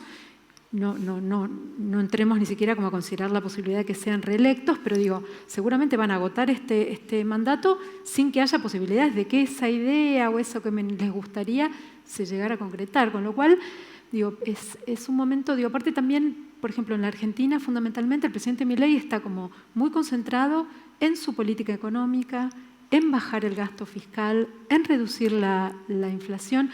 Y hay indicadores que señalan que a nivel macroeconomía todo eso está funcionando, ¿no? Hace muy poquito que anunció la salida del cepo, ¿no? Es decir, él está como muy concentrado en lo doméstico y cuando mira un poquito para afuera es Trump, que es como, ¿no? Que por otra parte también hay que decir que Argentina en particular tiene una gran dependencia de ser como uno de los mejores alumnos a ojos de Estados Unidos, porque tiene una gran dependencia de los préstamos del Fondo Monetario Internacional, dentro del cual Washington es el principal accionista. Entonces, es muy importante llevarse bien para Argentina históricamente con Estados Unidos, ¿no? Y de hecho, en este momento también hay que decir que Estados Unidos está ayudando y ayudó al último préstamo que el fondo le acaba de hacer a la Argentina. Entonces, bueno, es una relación muy tamizada y muy surcida por dependencias crónicas o históricas en cuestiones de economía y que en este momento están también, ¿no?, edulcoradas por este romance, esta fascinación que la Argentina tiene en particular con el presidente Trump. Y una cosita que quería decir, quiero tomar algo que citó Ana, habló de un encuentro con el ex premier italiano Enrico Letta, a quien yo entrevisté para Clarín hace muy poquito, y una de las cosas que me dijo Letta que a mí me pareció muy interesante, de hecho titulé así nuestro reportaje, él me dijo: Trump va a pasar a la historia, que es una idea de él, ¿no?, pero un poco irónica, un poco provocadora, pero que me pareció simpática. Trump va a pasar a la historia por ser el gran unificador de Europa, ¿no? Que es interesante como planteo, porque inclusive él rescataba también esta cosa de que cuando se hablaba de Brexit, ¿no?, que de repente, Reino Unido que se tiraba los platos por la cabeza con Europa, en este momento, es decir, precisamente las hostilidades que vienen por parte de Trump hacen que Europa, ¿no?, un poquito se abroquele y esté como mucho más unida. Me pareció interesante esa idea. Pues muchísimas gracias. Bien, abrimos el coloquio al público. Si les parece, hay un micrófono en la sala, aunque confieso que no sé dónde está, pero seguro que aparecerá. Está. Muy bien. Está en un pasillo. Vamos a empezar aquí. Sí, si se pueden identificar brevemente, por favor. Hola, buenas. Mi nombre es Francisco. Quiero hacer 2 preguntas para Ana, por favor.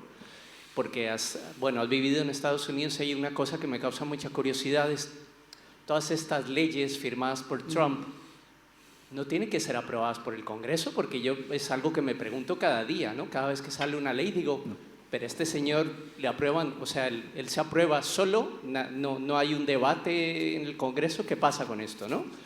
Y la segunda pregunta, que es, tiene que ver con Trump indirectamente, y se menciona aquí, que fue el nombre de Víctor Orbán, y también tiene que ver con algo legislativo, pero a nivel de la Unión Europea.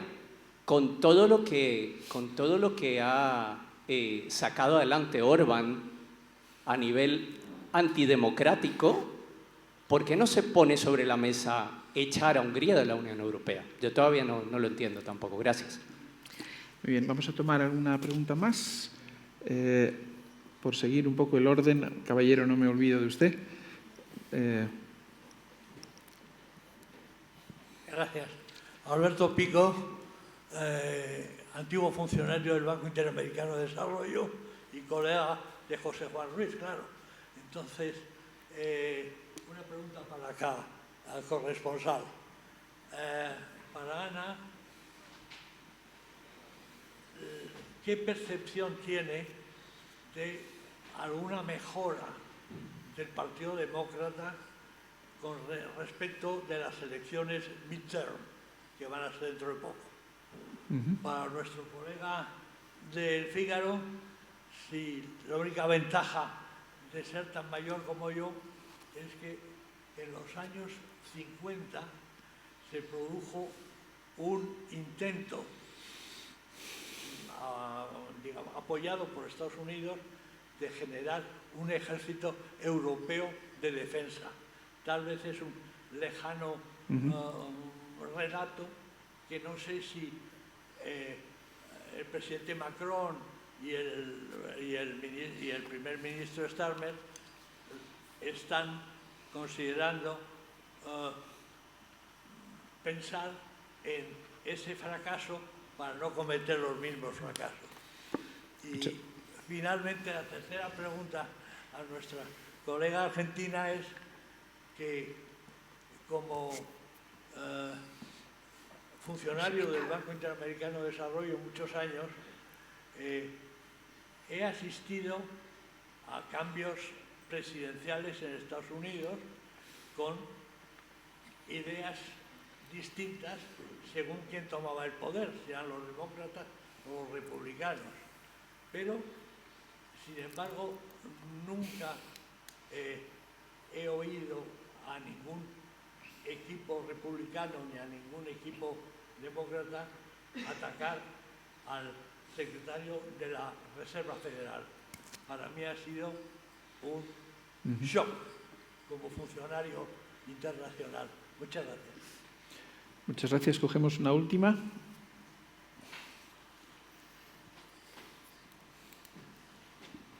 Hola, soy Sergio Aguado, muchas gracias por las intervenciones muy interesantes. Quería preguntar también sobre el midterm y sobre lo que se ha comentado aquí de que no se ve desde fuera una presencia demócrata, pero sí se ve una movilización de sociedad civil que va pareciendo que puede emerger un caldo de cultivo, y también el frente judicial, ciertas figuras más desde lo local, ciudades y también, bueno, pues si nos puedes contar algo sobre eso y sobre si hay alguna que puede implicar el cambio de las elecciones en el desarrollo de esta política que está desarrollando hasta ahora Trump y el impacto para los tres en los ciclos electorales. Hemos visto la victoria del Partido Liberal en Canadá cuando parecía que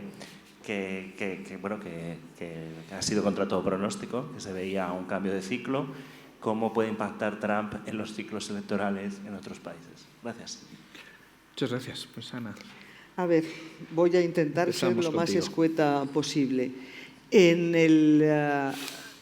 Una de las cosas, uno de los posibles titulares de estos 100 días de Donald Trump podría ser Donald Trump contra la Constitución o Donald Trump contra los pilares de la democracia de Estados Unidos. ¿Por qué digo eso? Porque se basa en los contrapoderes, lo que llaman los checks and balances. Ahí, o sea, no es una democracia, como supongo que sabéis, no es una democracia parlamentaria. El poder del presidente no emana del Congreso y por eso la mayoría de las veces son elecciones independientes y lo más habitual es que el presidente no tenga mayoría en las dos cámaras del Congreso, como mucho en una. Entonces, el poder legislativo es independiente con la Constitución y en la mentalidad y la idea de los padres fundadores, es independiente y vigilante de la presidencia y del judicial. El judicial es independiente y vigilante de los otros dos, es decir, son tres poderes separados y además con la obligación de vigilar a los otros. ¿Qué nos encontramos con Trump? Con que tiene mayoría justita, pero tiene mayoría en las dos cámaras, pero sobre todo con que el Partido Republicano se ha convertido fundamentalmente en el partido de Trump. Y entonces el Partido Republicano, los congresistas republicanos, abdican de su deber constitucional de fiscalizar a la presidencia y se plegan y dicen a todo amén. Entonces, en ese sistema democrático, ¿qué poderes tiene el presidente para saltarse al Congreso? Tiene el poder de veto, puede vetar leyes que le presenta el Congreso y que ha adoptado por mayoría, y tiene el poder del decreto. ¿Quién frena eso? El Poder Judicial. Y ahí está la cifra que te daba a ti, Carlota, y que mencionabas al principio, de la cantidad de decretos presidenciales que en estos momentos han sido frenados porque los están estudiando jueces, porque son potencialmente anticonstitucionales. Y ahí sale, y de nuevo es Trump contra la Constitución, sale él y el vicepresidente diciendo nada más y nada menos que quiénes son los jueces para detener, para frenar, para oponerse a lo que decida, lo que le dé la gana al presidente. Hoy el Washington Post trae un artículo muy interesante sobre una diferencia, un matiz histórico interesante entre, dice, en este país hemos tenido anteriormente dictaduras constitucionales. Lo de Trump es otra cosa. Entonces, cita los casos en que, por ejemplo, en la Guerra Civil, en la Revolución por la Independencia, en la Guerra Civil, en la Primera Guerra Mundial, en la Gran Depresión, el presidente se arrogó poderes especiales porque el país estaba en una situación de crisis declarada por el Congreso, una guerra tal. Dice, en estos momentos no hay crisis y no hay una unidad nacional para darle esos poderes. Con lo cual, la respuesta a tu pregunta es Trump está desafiando la Constitución, los pilares de la democracia. ¿Por qué no expulsan a Hungría? Porque la Unión Europea tiene minuciosamente redactado la cantidad de pruebas que tiene que pasar un país para que se le admita, pero una no contemplaba que un país quisiera salir y poco menos que hubo que improvisar toda la negociación y el proceso del Brexit porque se pensaba para que fueran entrando países. Y tampoco tiene cómo expulsar, tiene cómo sancionar, pero no cómo expulsar. Entonces se le puede excluir de algunos foros, se le puede quitar el derecho a veto, pero no se le puede expulsar. Luego, mejora de los demócratas para las midterms. Primera, la mayoría que tiene Trump, tanto en la Cámara de Representantes como en el Senado, es justita. Es justita, con lo cual, por una ya no le vuelvo a votar a este partido, lo voy a castigar, la pierde. Con lo cual, la aritmética en ese sentido y el cálculo de probabilidades juega a su favor. Dos, y con lo cual empalmo con la pregunta que tú me hacías, ¿qué, aparte de los jueces, qué está ocurriendo ahora? ¿Dónde está la oposición? Porque muchos dicen, ¿dónde está el Partido Demócrata? Bueno, el sistema de partidos en Estados Unidos no es como el sistema de partidos en Europa. No son unos organismos así, unas entidades bien constituidas y articuladas. Se forman un poco, se van formando cada 4 años alrededor de una candidatura. ¿Pero qué está viendo? Empieza a haber manifestaciones, muchas manifestaciones, pero a diferencia de Trump 1, en este Trump 2 la estrategia es no una gran manifestación en Washington, multitudinaria, sino manifestaciones locales. En 500 ciudades hubo el mes pasado. Este fin de semana ha vuelto a haber manifestaciones en varias ciudades. Es decir, que sea un goteo constante de manifestaciones en contra. Luego, hay dos figuras, las dos figuras más relevantes de la izquierda del Partido Demócrata, que son Bernie Sanders y Alejandra Ocasio-Cortez, están de gira por Estados Unidos y es una gira que está teniendo muchísimo éxito, muchísimo, una gira que titulan Contra la oligarquía y está teniendo mucho éxito. Luego, el gobernador de California, que ya esta semana California ha pasado a ser la 4ª economía del mundo, es decir, ha adelantado a Japón. Si California fuese un país independiente, su PIB lo colocaría como 4ª economía del mundo, era la 5ª como 4ª. El gobernador de California ha demandado al gobierno federal por la política de aranceles porque dice que perjudica la economía del estado de California. Con lo cual, en estos 100 días también vemos que además de los jueces empieza a haber movimientos de contestación. Cabría deducir que a poco que hagan mella pueden poner en peligro esa mayoría que tiene en las dos cámaras. Y efecto Trump en los ciclos electorales.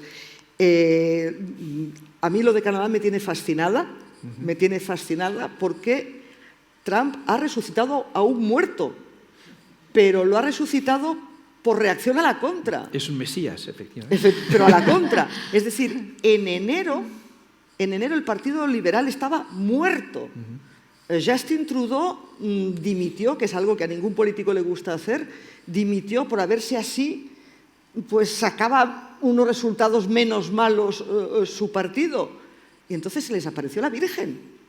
Apareció Donald Trump de presidente con esa política de aranceles superagresiva y esa pretensión de anexionarse Canadá como un estado más y ese ninguneo, ese desprecio a Canadá que ha conseguido poner una inyección de vitaminas brutal al patriotismo / nacionalismo canadiense. Y tanto Justin Trudeau, cuando todavía estaba primer ministro, como sobre todo Mark Carney, que era un recién llegado ahí, han sabido jugar muy bien esa baza. Y han sabido jugar la baza de yo voy a ser el líder de la resistencia canadiense frente a la agresión de los Estados Unidos. Y le ha salido bien. Y ha remontado 22 puntos en 3 meses, que se dice fácil. Estaban muertos y han ganado las elecciones. No sé en Europa si habrá un efecto Canadá o al revés, o será un Mesías y conseguirá pues, que sus afines suban en votos, no lo sé. Muchas gracias, Ana. Mathieu. Para empezar por la última, existe el efecto, como le llaman en inglés, unirse debajo de la bandera, ¿no? Sí. Under the flag, ¿no? Creo que en Groenlandia también ha surgido o ha resurgido el nacionalismo y el independentismo groenlandés, pues gracias a no sé si llamarlo provocación o intención o proyecto de Trump, ¿no? Hay un argumento de los independentistas catalanes que se ha oído durante años que hasta cierto punto puede funcionar y otro es un poco profecía que se pretende autocumplidora, que es decir, cuando gobernaba Aznar o Rajoy eran fábricas de construir independentistas, ¿no? Que quiere decir que, bueno, los que comparten lo llamarán firmeza, lo que los no comparten lo llamarán hostilidad. Evidentemente puede provocar un sentimiento en contra y entonces pues te vas al otro polo, ¿no? Y digo que hay una parte de profecía autocumplidora porque es una forma de decir, bueno, si queréis evitar independentismo, dadnos lo que queramos, ¿no? Ahí a lo mejor le pasa eso a Trump, ¿no? Sobre la otra pregunta que era general, que es la de la sociedad civil, no tengo mucho que aportar, pero sí recuerdo una cosa que era cuando se celebró aquí en Madrid la COP, la Conferencia del Clima. Buscando temas que podía proponer a mis medios, era el primer mandato de Trump y uno de ellos era cómo la parte de Estados Unidos, que no es climato-escéptica o climatoloca, puede resistirse al hecho de que Trump se vaya de todos los tratados y de todos los compromisos adquiridos por su país.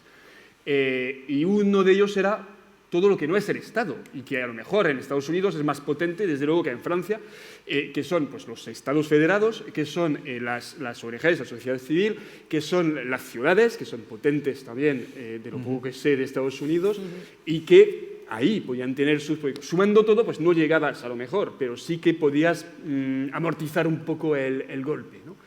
Y la pregunta directamente francesa, ya que no me olvido, yo no he vivido los años 50 y no me sé todo la historia de los 50.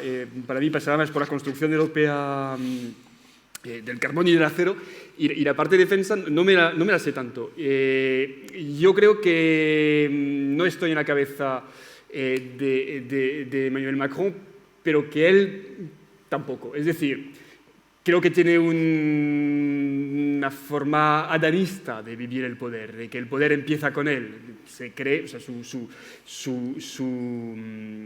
libro se llama, una de sus primeras autobiografías, o pseudo-autobiografía, se llamaba algo como Revolución, creo. O sea, que se cree que inventa la política o que la reinventa, ¿no?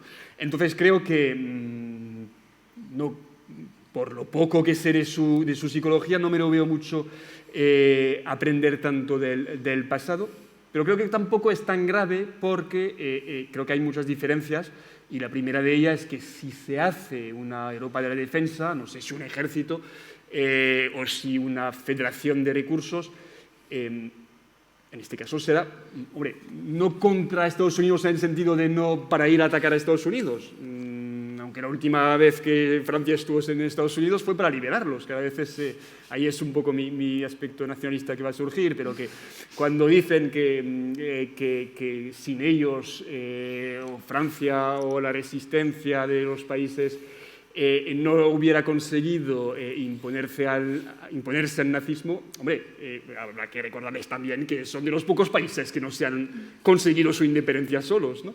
Entonces, esta vez creo que se construye en contra en el sentido de que se construye como alternativa de si se nos quita, habrá que hacerlo nosotros.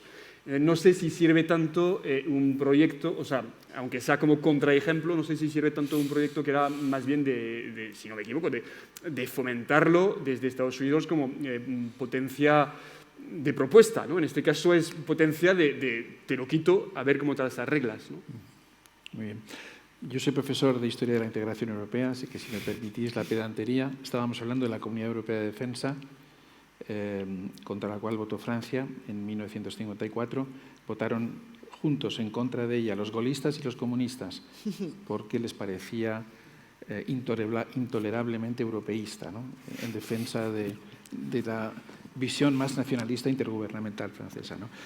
Por eso a veces la gente es escéptica, ¿no?, sobre si Francia realmente quiere esta vez crear una Comunidad Europea de Defensa o va a seguir fiel a sus pulsiones tradicionales. Adelante. Contesto rapidito al caballero que fue funcionario del Banco Interamericano. Usted habla de cosas nunca vistas, ¿no? Digo, si yo solamente le doy un ejemplo. El presidente Trump, una de las últimas cosas que decidió respecto de la Argentina, por ejemplo, es no dejar entrar a los Estados Unidos a la expresidenta Cristina Fernández de Kirchner, que acaba de ser condenada por corrupción. Y respecto de las preguntas de acá del compañero, dos cosas. ¿Cuánto Trump va a influir en las próximas elecciones? Iba a decir, Argentina este año, como les comenté, tiene elecciones legislativas y es la primera vez que el presidente Milei, con su partido, La Libertad Avanza, se la juega. Entonces, digo, me parece que por lo menos este año, digo, no es tanto lo que la mano superpoderosa de Trump pueda hacer, sino simplemente hasta dónde las políticas que el presidente Milei está llevando a cabo y cómo está tejiendo su poder territorial, cuál es el resultado que pueden dar para las legislativas, que son súper importantes porque, como les comentaba antes, es un gobierno en minoría por donde se lo mire, ¿no? Es decir, hubo otro partido, que es el partido al que pertenecía el expresidente Mauricio Macri, que le dio, que le da como mucho apoyo a muchas medidas parlamentarias, pero inclusive hasta esa alianza está muy resquebrajada y muy lastimada, con lo cual la gran prueba de fuego en las elecciones legislativas en Argentina de este año es ver hasta dónde, digo, el presidente Milei puede construir ese poder territorial a nivel nacional. Y respecto de las manifestaciones, digo, en la gran batalla cultural que el presidente Milei va librando, ¿no? Es decir, cuando tiene posibilidades de hablar en foros internacionales, como lo hizo por primera vez el año pasado en Davos y como lo volvió a hacer este año, genera mucho debate que para gran parte de la sociedad es innecesario, y eso genera unas respuestas en manifestaciones muy multitudinarias. La última fue cuando en Davos el presidente atacó a la diversidad sexual. Eso generó enormes manifestaciones en Argentina, acá también en España, me tocó seguirla, la que se organizó frente al consulado argentino acá en Madrid. Y solamente para cerrar con un detallecito de color, en todas esas manifestaciones en contra a los dichos del presidente Milei, contra, digo, la homosexualidad o la diversidad sexual. Es decir, había unos cartelitos pintados a mano sobre cartón muy lindos que decían «Nunca más». Pongo un asterisco. El «nunca más» ha sido como una especie de Biblia de derechos humanos en Argentina cuando terminó la dictadura militar que duró del 76 al 82. El primer presidente democrático que tuvo la Argentina, que fue Raúl Alfonsín, hizo un juicio a las Cortes en 1985 y para ese juicio se nombró una comisión investigadora especial, que el escritor Mario Sábato estuvo al frente de ella, que elaboró un documento, perdón, pero todavía se me pone la piel de gallina, ese documento fue el «nunca más», ¿no? Es decir, no sé si vieron la película 1985, sí, pero bueno, es decir, ese documento fue el «nunca más».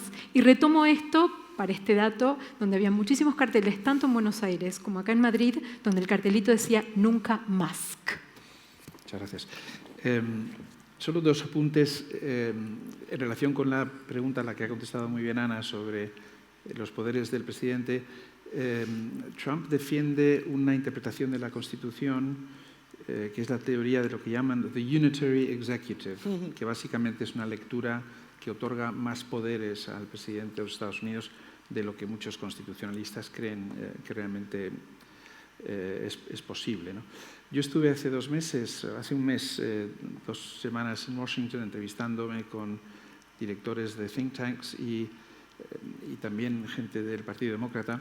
Y yo creo que al final mi conclusión es que el futuro va a depender de 4 ámbitos, ¿no? Los mercados, y ya hemos hablado un poco de eso, la respuesta del Partido Demócrata, y aquí es clave algo que no hemos mencionado, y es que Estados Unidos tiene, bueno, Ana más o menos lo ha mencionado, al tener un sistema presidencialista, cuando una candidata, como era Kamala Harris, es derrotada, realmente el partido se queda sin cabeza visible y, por lo tanto, tarda aproximadamente 2 años en generar un nuevo liderazgo presidencial. Y por eso Bernie Sanders y Alejandro Ocasio-Cortez están llenando ese hueco, ¿no? Pero, por lo tanto, mercados, el Partido Demócrata, básicamente. En tercer lugar, y es muy importante lo que has comentado sobre California, el sistema federal. Es decir, por ejemplo, la lucha contra el cambio climático, si California no obedece o no apoya las políticas de Trump, pues todo eso puede limitar la capacidad del Ejecutivo. En general, mi conclusión como historiador es que el poder ejecutivo del presidente es menor del que realmente se piensa, ¿no? Y en cuarto lugar, como habéis comentado, la sociedad civil. Ahí lo que más me ha llamado la atención es la actitud de ciertas personas. Por ejemplo, por primera vez en mi vida he oído hablar de la posibilidad de una huelga general en Estados Unidos, que no se ha producido. Esto es muy revolucionario. En España, en Europa, esto lo hemos vivido y no nos sorprende tanto, ¿no? la posibilidad de plantearse esto. En Estados Unidos es poco probable que se organice realmente a nivel estatal de toda la Unión, y tampoco creo que tuviera muchas consecuencias. Pero en relación con esto, algo más interesante quizás es la respuesta de las universidades, de algunas empresas que se están negando a aceptar las presiones que reciben del Ejecutivo. Es decir, aquí en el fondo volvemos un poco a la pregunta de si esto es una crisis existencial o es una crisis pasajera, ¿no? Y depende un poco de la interpretación que hagamos de la resiliencia de la sociedad y de las instituciones estadounidenses. Muchas gracias a los 3 ponentes, muchísimas gracias a ustedes por sus preguntas y su presencia, y sin duda seguiremos debatiendo estos temas fascinantes en los meses y quizás en los años futuros. Muchísimas gracias.